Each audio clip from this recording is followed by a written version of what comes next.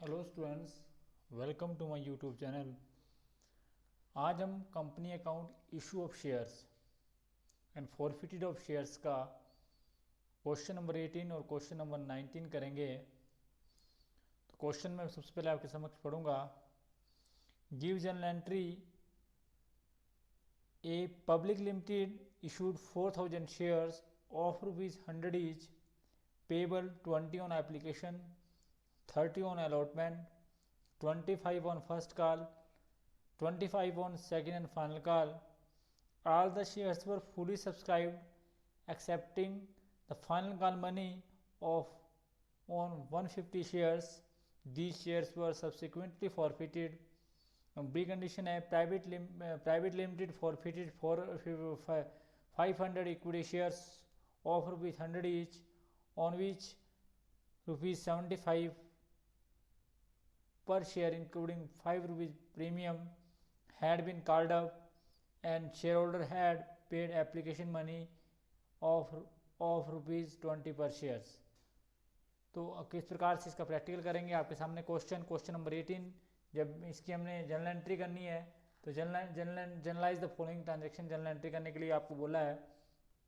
तो हमारे पास सबसे पहली ट्रांजेक्शन दी हुई है कि हमने जो है जर्नल एंट्रीज करनी है। जर्नल एंट्रीज लिखते हैं ऊपर, जब भी आप जर्नल एंट्री करते हैं पहला कॉलम डेट का, फिर पर्टिकुलर्स का, फिर लेजर फोलियो, फिर डेबिट अमाउंट और फिर क्रेडिट अमाउंट इन रुपीज़। पहली आप एंट्री करते हैं bank account debit to share application. 4000 shares का ₹20 के हिसाब से एप्लीकेशन का पैसा आया, और जितना पैसा आया उसका आप एंट्री करेंगे 80,000 और 80,000। तो आपको एप्लीकेशन का रुपीज़ जो है वो 80,000 जो है और 80,000 जो है रिसीव हुआ, इसलिए आपने एंट्री करी 80,000 एंड 80,000। उसके बाद शेयर एप्लीकेशन मनी को आप ट्रांसफ़र करेंगे। जब आप शेयर एप्लीकेशन मनी को ट्रांसफ़र करते हैं तो आप एंट्री करते हैं share application account debit to share capital, और ये भी आपका 80,000 और 80,000। तो आपने शेयर एप्लीकेशन मनी ट्रांसफ़र करी, जिसके लिए आपने रेशन लिखी बीइंग एप्लीकेशन मनी ट्रांसफ़र। उसके बाद अलॉटमेंट करेंगे। अलॉटमेंट जो है वो ₹30 के हिसाब से है। 4000 शेयर का ₹30 के हिसाब से 1,20,000 एंड 1,20,000। तो आपको अलॉटमेंट ड्यू करेंगे, तो जिसके लिए आप एंट्री करेंगे share allotment account debit to share capital 1,20,000 and 1,20,000। उसके बाद इसकी नरेशन लिखेंगे बीइंग अलॉटमेंट मनी ड्यू।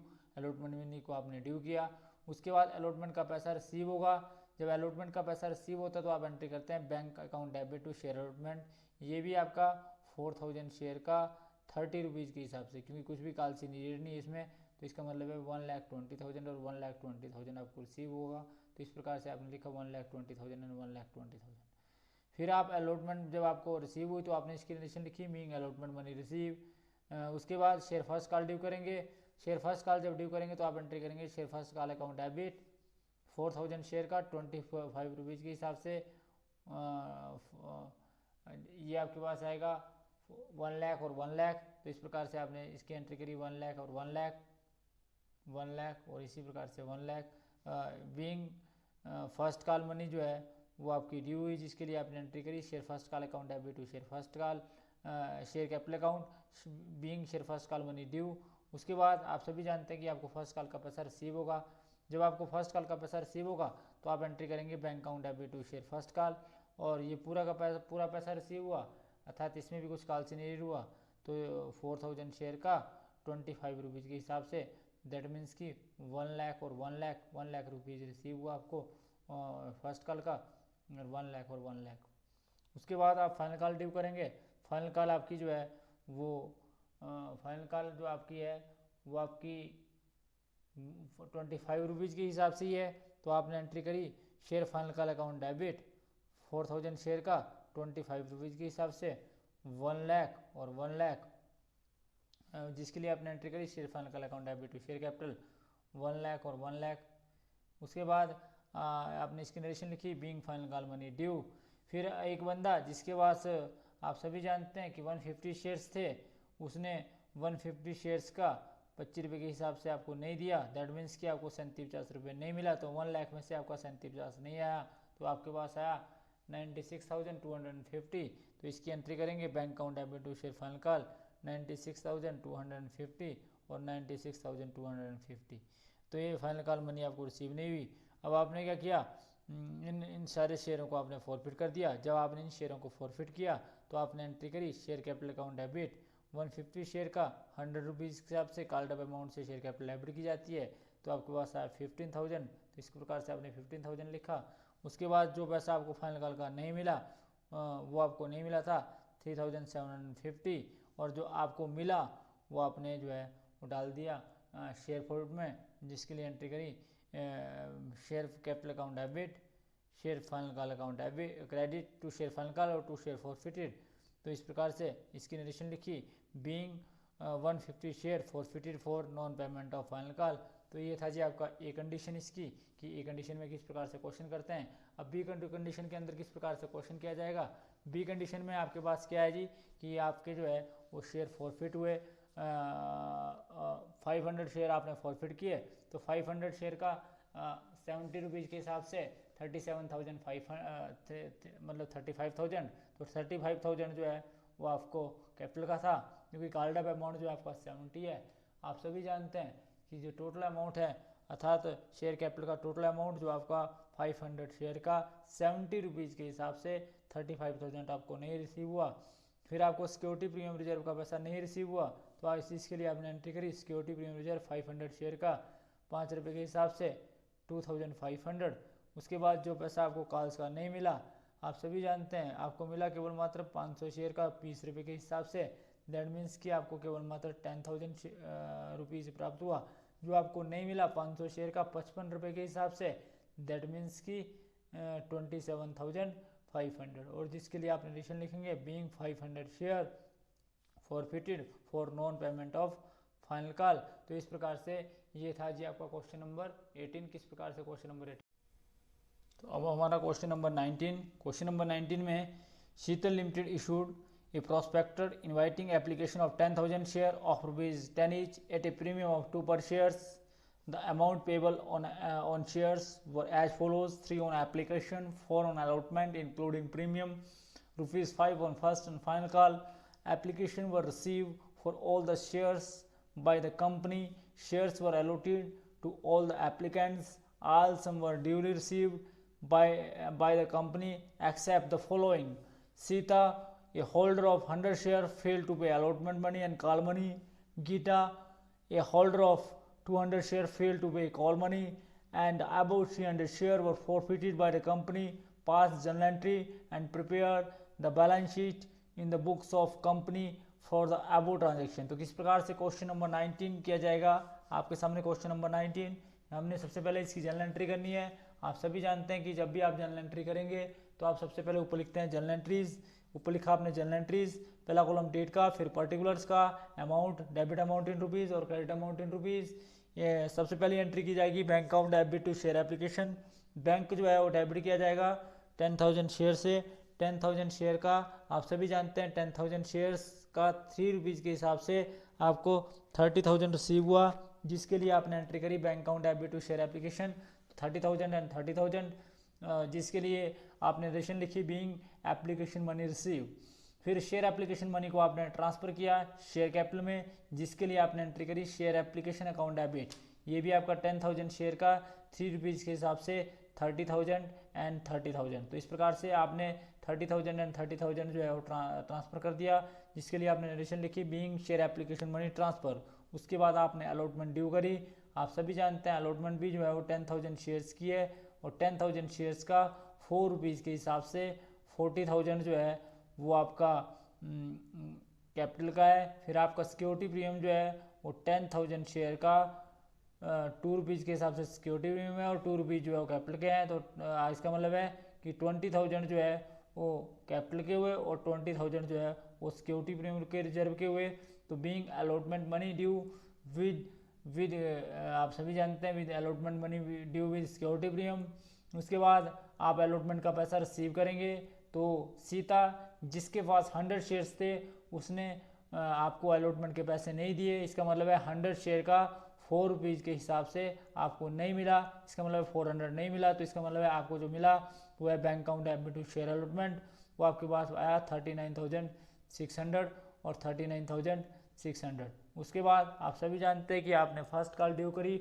जब आपने first and final call due करी, फर्स्ट और फाइनल कॉल इकट्ठी है, तो 10,000 शेयर की 5 रुपीज़ के हिसाब से आपने first and final call due करी, तो आपके पास आया 50,000 आपको आना था। और टू शेयर कैपिटल 50,000 जो आपने ड्यू करा कि आपको फर्स्ट और फाइनल कॉल का जो टोटल पैसा है वो मनी आपने ड्यू करी। परंतु सीता जिसके पास 100 शेयर थे और गीता जिसके पास 200 शेयर थे, दैट मीन्स कि 300 शेयर का 5 रुपीज़ के हिसाब से 1,500 आपको नहीं मिला। तो आपको मिला bank account debit to share first and final call, जो आपको मिला वो मिला जी 48,500 एंड 48,500। उसके बाद बीइंग फाइनल जो कॉल मनी है वो रिसीव हुई। उसके बाद आपने शेयर कैपिटल जो है शेयर जो है वो फॉरफिट किए। तो जब आपने शेयरों को फॉरफिट किया तो किस प्रकार से आपने शेयरों को फॉरफिट किया, आप सभी जानते हैं कि आपने 300 शेयर जो है वो 10 रुपये के हिसाब से जो है वो कॉल्ड अप किए थे, जो फॉरफिट किए। तो 300 शेयर का 10 रुपये के हिसाब से आपका 3000 जो है वो शेयर कैपिटल आएगा। और जो सिक्योरिटी रिजर्व का पैसा भी नहीं मिला था, क्योंकि आप सभी जानते हैं कि 100 शेयर का 2 रुपये के हिसाब से 200 रुपीज़ जो आपको सिक्योरिटी प्रीमियम का पैसा नहीं मिलेगा। तो शेयर अलॉटमेंट का आपको टोटल पैसा नहीं मिला था 100 शेयर का 4 रुपीज़ के हिसाब से, 400 जो आपको नहीं मिला टू शेयर अलॉटमेंट।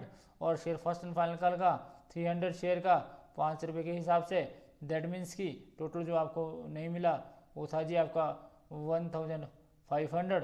और इसमें से आप इसको घटाएंगे, अर्थात जो आपको मिला 100 शेयर का 3 रुपये का एप्लीकेशन का और 200 शेयर का एप्लीकेशन और अलॉटमेंट का, तो दैट मीन्स की जो टोटल आपको मिला वो मिला जी 1,300। तो being share forfeited for non payment of call money. तो इस प्रकार से आपने जो है ये शेयरों को फॉरफिट किया और इसकी जर्नल एंट्री करी। उसके बाद हम इसका बैंक अकाउंट बनाएंगे। तो किस प्रकार से इसका बैंक अकाउंट बनाया जाएगा, क्योंकि बैंक अकाउंट बैलेंस शीट बनाने से पहले आपको बैंक अकाउंट बनाना पड़ेगा, क्योंकि इसने बोला कि आपने जो है वो प्रिपेयर बैलेंस शीट। तो बैलेंस शीट बनाने से पहले जो आपको बैंक अकाउंट बनाना पड़ेगा। तो जब आप बैंक अकाउंट को बनाते हैं, जब भी किसी अकाउंट को बनाते हैं, उस अकाउंट का नाम बिल्कुल सेंटर में लिख दिया जाता है। आप लिखते हैं नेम ऑफ अकाउंट और left hand side debit side, right hand side जो है वो क्रेडिट साइड है। पहला कॉलम पर्टिकुलर्स का amount in rupees, particular amount in rupees, फिर लाइन ऑफ डिमार्केशन। तो सबसे पहले आप सभी जानते हैं कि इसकी सबसे पहले एंट्री करी जाएगी टू शेयर एप्लीकेशन। तो शेयर एप्लीकेशन के टाइम में आपको 30,000 रिसीव हुआ था, इसकी आपने लेजर पोस्टिंग करी बैंक अकाउंट में। उसके बाद शेयर अलॉटमेंट के टाइम में आपको 400 नहीं मिला था, तो इसका मतलब है आपको मिला था 39,600।